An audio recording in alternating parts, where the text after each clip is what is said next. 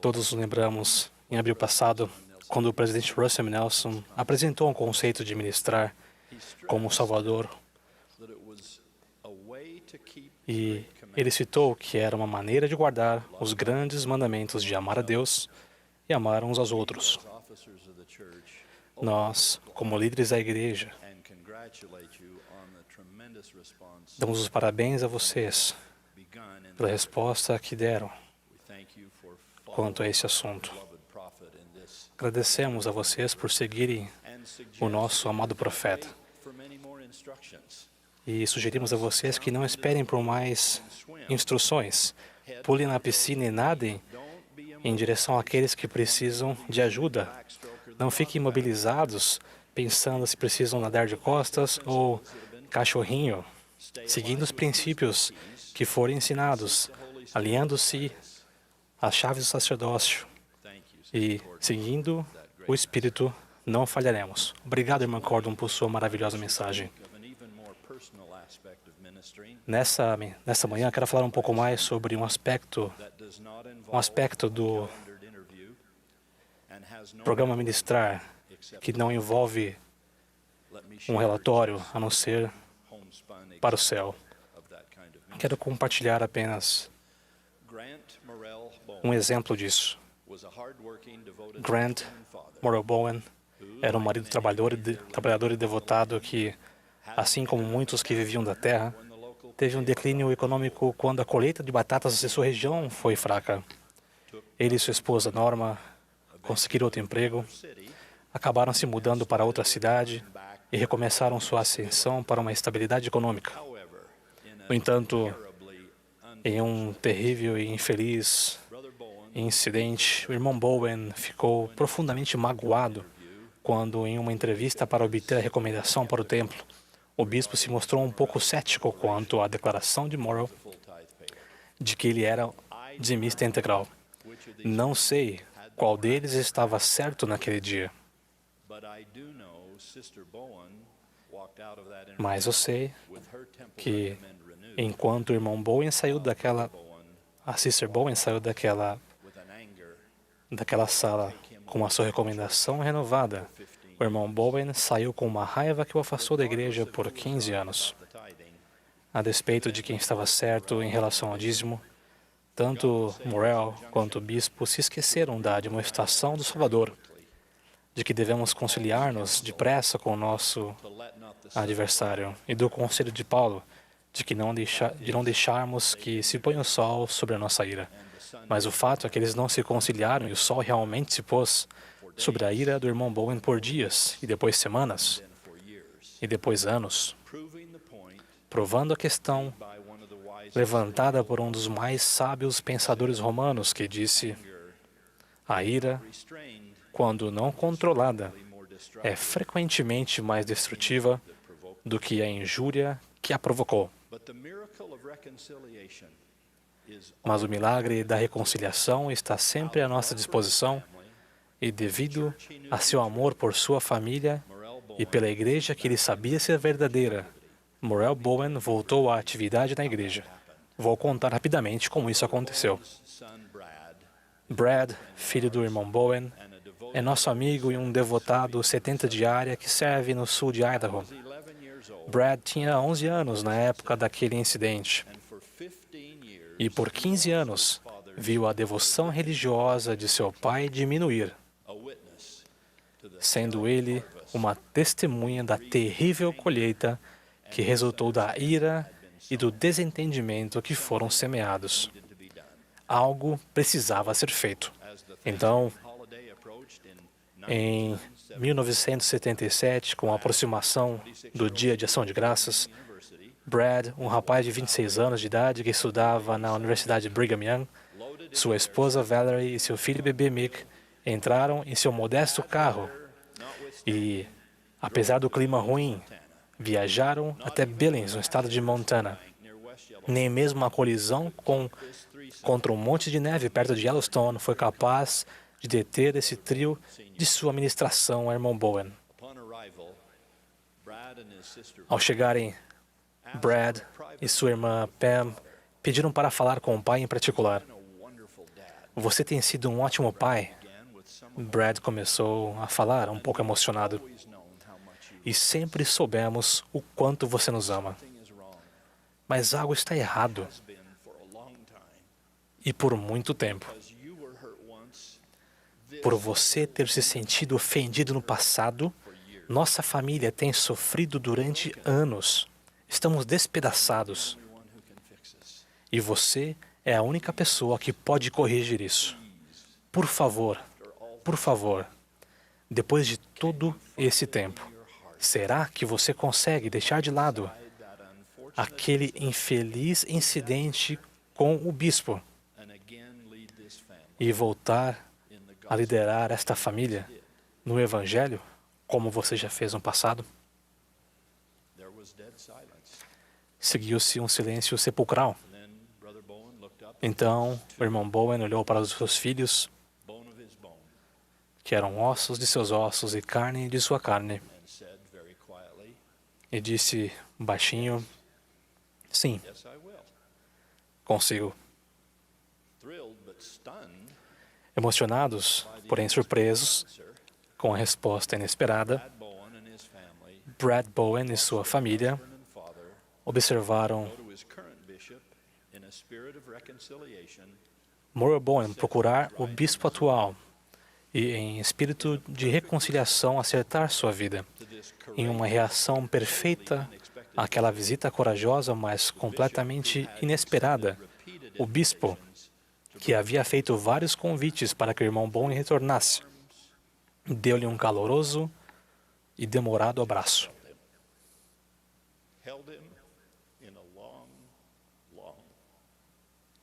O abraçou de forma bem demorada. Em questão de semanas. Não demorou muito. O irmão Bowen estava completamente ativo na igreja novamente e digno de retornar ao templo. Pouco depois, ele aceitou o chamado para presidir um pequeno e enfraquecido ramo de 25 membros e o transformou em uma próspera congregação de mais de 100 pessoas. Isso tudo aconteceu há quase meio século. Mas o resultado da ministração de um filho e de uma filha a seu pai e o desejo desse pai de perdoar e de seguir adiante, apesar das imperfeições de outras pessoas, trouxeram bênçãos que ainda estão se derramando e ainda vão se derramar para sempre sobre a família Bowen. Irmãos e irmãs, Jesus pediu que juntos vivamos em amor, sem disputas entre nós. Aquele que tem o espírito de discórdia não é meu. Ele advertiu os nefitas. Até certo ponto, seguramente nosso relacionamento com Cristo será determinado, ou ao menos afetado, por nosso relacionamento com outras pessoas. Se desejares vir a mim, ele disse, e te lembrares de que teu irmão tem alguma coisa contra ti, vai a teu irmão e primeiro reconcilia-te com ele e depois vem a mim com firme propósito de coração e eu te receberei.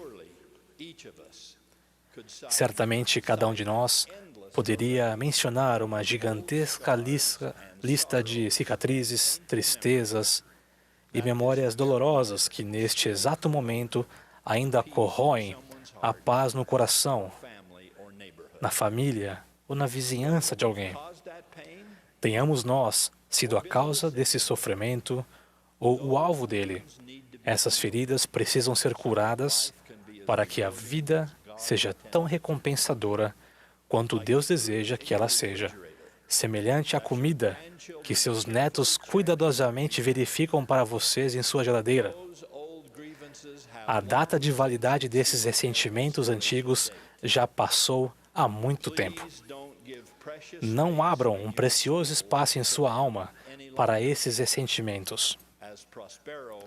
Conforme disse Próspero ao arrependido Alonso na obra A Tempestade, não nos dobremos sob o peso do fardo das lembranças do que já se passou.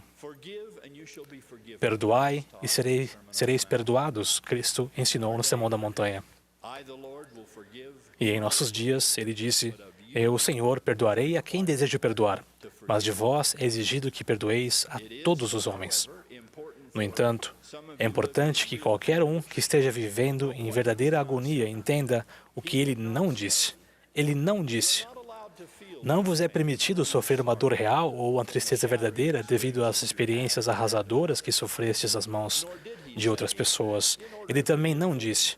A fim de perdoar completamente, deveis vos envolver novamente em um relacionamento nocivo ou voltar a viver uma situação abusiva e destrutiva. Mas, apesar das mais terríveis ofensas que podemos sofrer, podemos nos erguer acima de nossa dor apenas quando trilhamos o caminho que leva à verdadeira cura. Esse é o caminho do perdão, trilhado por Jesus de Nazaré, que convida a cada um de nós, dizendo, vem, segue-me. Nesse convite para sermos seus discípulos e tentarmos fazer o que ele fez, Jesus pede que sejamos instrumentos de sua graça, embaixadores da parte de Cristo, no ministério da reconciliação. E foi assim que Paulo descreveu aos Coríntios. Aquele que cura feridas, aquele que corrige todo o erro, pede que trabalhemos com ele na desafiadora tarefa de trazer paz a um mundo que não vai encontrá-la de nenhuma outra maneira. Portanto, como Phillips Brooks escreveu, você que permite que mal-entendidos terríveis se arrastem ano após ano, planejando se livrar deles algum dia, você que mantém vivas infelizes desavenças porque não é capaz de compreender que hoje é o dia de sacrificar seu orgulho e de dar um fim a essas coisas. Você que passa amuado por alguém na rua sem cumprimentá-lo devido a alguma disputa tola. Você que permite que o coração de alguém sofra por esperar uma palavra de apreciação ou compaixão que você um dia pretende expressar. Você vá imediatamente e faça agora o que talvez jamais tenha outra oportunidade de fazer. Meus amados irmãos e irmãs, testifico que perdoar e abandonar as ofensas, novas e antigas, é parte essencial do esplendor da expiação de Jesus Cristo.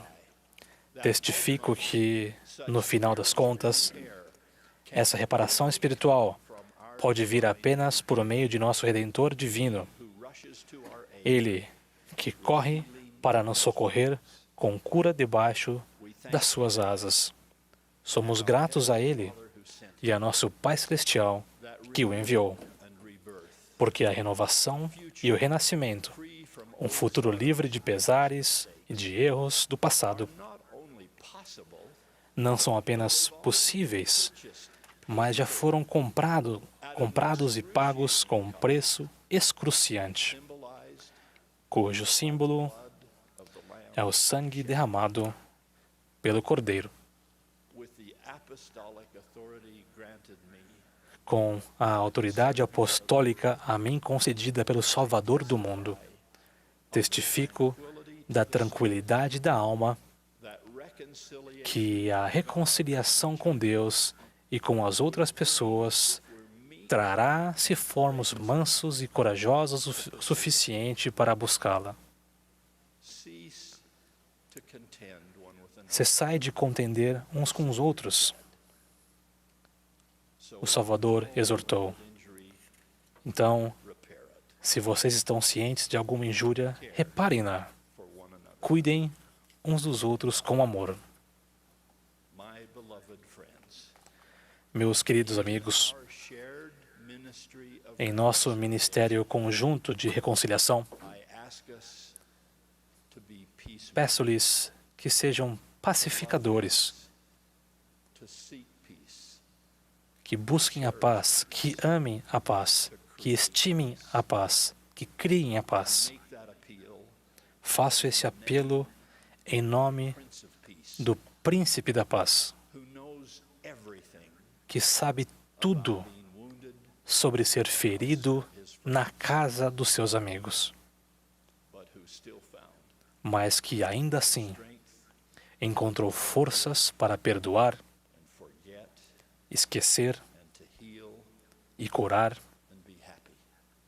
e ser feliz. E oro por vocês e por mim, no nome do Senhor Jesus Cristo. Amém.